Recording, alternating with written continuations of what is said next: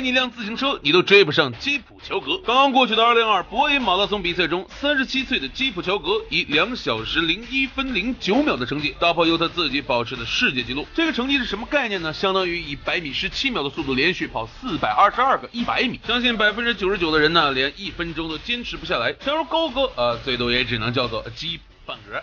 基普乔格呢在赛前放话，如果柏林的天气足够好，我要再次刷新个人最好成绩。柏林的天气呢没有令基普乔格失望，气温11到14摄氏度，湿度约83%，正是跑马拉松的好天气。接下来让我们回到比赛现场，一睹乔爷风采。随着发电枪响起，一支由45000多人组成的参赛队伍浩浩荡荡的出发了。除了乔爷，中国选手何洁、任庆东之部年者阿迪也在其中。比赛行至3公里，第一集团用时8分42秒，仅剩基普乔格、阿德拉、贝利胡3人在前面领跑。日本选手井上大人试图跟跑，但很快掉队。5公里用时14分14秒，平均每公里配速约为2分53秒，比2018年破纪录那场快了11秒。10公里用时28分23秒，平均每公里配速约为2分50秒，太恐怖了。400米以上的比赛，高哥从来没有跑过这个配速。20公里用时56分45秒，上半程用时59分51秒，理论上还有破2的希望。大家可以对比一下自己的成绩。